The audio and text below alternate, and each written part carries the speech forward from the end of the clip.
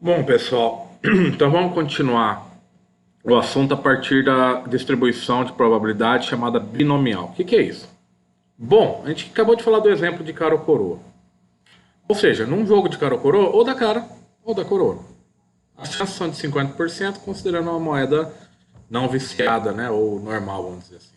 Mas não dá para garantir que é 50%, é outro assunto. Não dá para se garantir nada em probabilidade, só dá para se modelar. Bom, então, algumas características da distribuição binomial. O experimento deve ser repetido nas mesmas condições no número finito de vezes. Por exemplo, esse N experimento jogar a moeda N vezes. Ou jogar um dado N vezes também. Não é binomial no sentido de o dado vai dar 6 ou não vai dar 6. Ou seja, um sexto contra 5 sextos, por exemplo.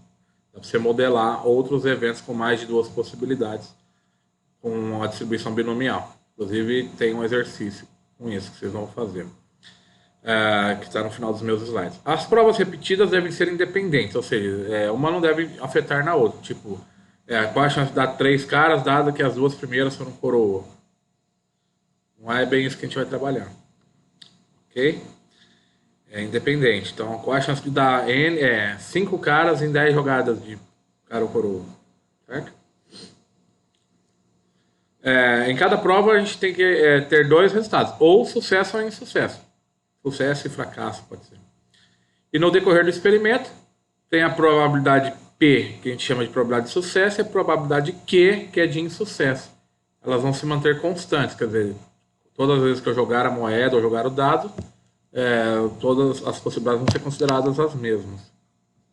Dados ideais, moedas ideais. A matemática trabalha com idealidade, né? Então vamos pensar aqui. Eu fiz um esqueminha, vamos ver se vai ficar fácil de vocês entenderem.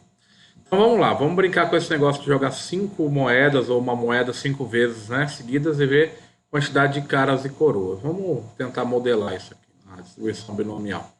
Então o que acontece? Bom, você tem várias possibilidades. Quantas possibilidades no total? Bom, a gente pode falar que a gente tem 2 elevado a 5 possibilidades, ou seja, tem 32 arranjos diferentes. Se a gente for pensar em arranjos, ou seja, se a ordem das moedas importar.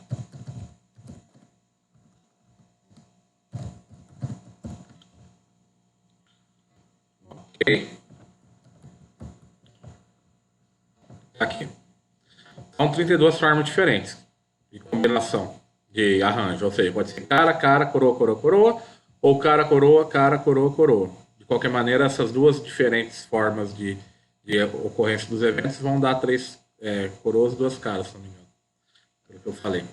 Mas na ordem são diferentes. Mas no resultado, se for contar a quantidade, como é a distribuição binomial, não vai fazer diferença. Ok, então vamos pensar o seguinte: você tem 32 formas diferentes, ou tudo coroa, ou tudo cara, ou a primeira cara e quatro coroas, ou as quatro primeiras coroas e uma cara, ou duas coroas no meio, duas na última, as duas últimas no meio cai uma cara. E tudo isso configura uma cara. Por isso que a gente começa a falar de combinações ao invés de arranjos. Tem vários arranjos, 32, a gente consegue montar todos os arranjos, mas a ideia aqui é identificar quais os arranjos que contêm o mesmo número de caras, ou o mesmo número de coroas. Porque é o que interessa nesse tipo de jogo, quantas vezes você vai ganhar ou perder.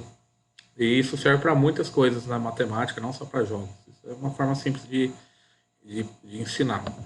Bom, então vamos lá. Vamos supor que eu tire duas caras e três coroas. Como que isso pode ocorrer?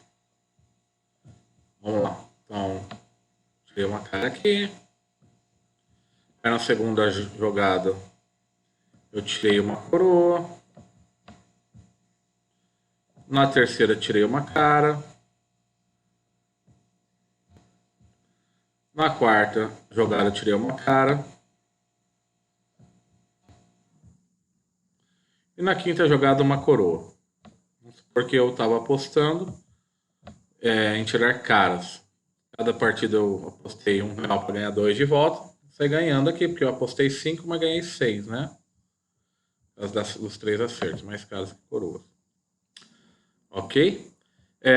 Mas você poderia acontecer isso com você de outras formas. Tipo, essa probabilidade é difícil, porque é meio vezes meio vezes meio vezes meio é uma chance em 32. Não, essa configuração de acontecer dessa forma é uma chance em 32. Mas quantas formas você pode ter três caras diferentes? Então começa a surgir combinações, formas diferentes de aparecerem caras. Poderia ser assim, ó, por exemplo. Poderia ser assim.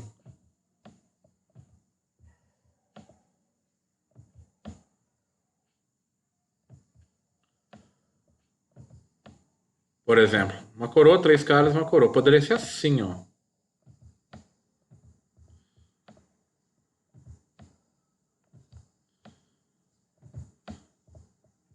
Uma coroa, duas caras, uma coroa e uma cara. Você também ganharia R$ 1 de volta, né? Ganharia 6 e gastaria 5. Ok? Então tem várias formas de aparecer três caras aqui. Todas essas formas são aquilo que a gente chama de combinação. Aqui, acho que na fórmula da apostila. Esse termo aqui, ó. Combinação de N elementos, que é o total de caras, eu acertei K caras. No caso aqui, eu estou fazendo a combinação 3 por 5. Ok? Então aqui é uma combinação de 5 jogadas. Eu acertar 3 caras. Quantas vezes que isso acontece? Ora, combinação 5 por 3. A gente acabou de... A gente não viu a fórmula, mas depois eu mostro para vocês, né? Vocês já aprenderam, mas é o N fatorial, se não me engano. Deixa eu dar uma olhada lá. É o N fatorial, ou seja, é o 5 fatorial dividido por 2 fatorial vezes 5 menos 2 fatorial. Bem, isso vai dar igual a 120 em cima. Você não precisa fazer a conta toda, lembra que a gente pode cortar os fatoriais aí, é prática de vocês. Dividido por, bom, 5 menos 2 dá 3 fatorial, que dá 6, e 2 fatorial dá 2. Então dá 12 aqui embaixo. Certo? Então são 10 formas diferentes de ocorrer caras e coroas. Ok? É de ocorrer 3 caras em 5 jogadas. 10 maneiras. Então qual que é a probabilidade disso? Ora, a probabilidade disso, se seguir o conceito de variável aleatória, é P de x igual a 3, um total de 5, né? Isso então é a probabilidade de ocorrer 10 sobre o total de quantas possibilidades mesmo? 32, né? Isso vai dar mais ou menos um terço, 30%. Mais ou menos uns 30%. Então, quer dizer, aqui você foi favorável. E quantas vezes, se você jogasse muitas vezes, né? Não dá para garantir, mas. Então, a chance de você ganhar R$ 1 nesse jogo, que é pouco, né? Você investiu 5 para ganhar 1 de volta, ganhar 6 e ficar com lucro de 1. A chance disso de acontecer é pequena. Por isso chama jogo de azar. Geralmente você tem menos chance de ganhar do que perder. Ok? É isso aí. Então, por isso que a fórmula, né, da probabilidade pode ser dada da seguinte forma. Olha só. É a combinação vezes a probabilidade de você ter sucesso elevado a K, que é quantas vezes você ganhou, vezes a probabilidade de você ter fracasso nas outras unidades, nas outras jogadas, N menos K, são duas. No Word acho que está melhor para vocês verem. Aqui, ó. A probabilidade de em X, em N ocorrências, você ter sorte em K, é essa probabilidade aqui. Combinação de N por K, vezes probabilidade de ganhar K vezes, e probabilidade de perder N menos K vezes. Vamos refazer isso, considerando essa fórmula? Então, a probabilidade de x igual a 3 é igual à combinação, né, que a gente já fez, combinação 5 por 3, vai dar 10, vezes a chance de você ganhar 1 meio elevado à terceira, tá? É a chance de você tirar cara 50% 3 vezes, vezes a chance de insucesso. Quantos insucessos ocorreram nesse caso? 2. Olha só que legal.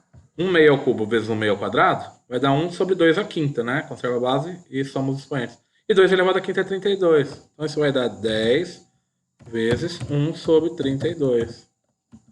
Igual a 10 sobre 32. Ok?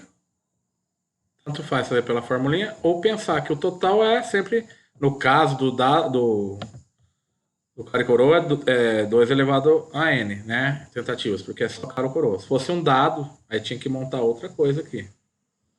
N ia ser meio e meio, fracasso e sucesso, né? Então dá o mesmo resultado. Ok?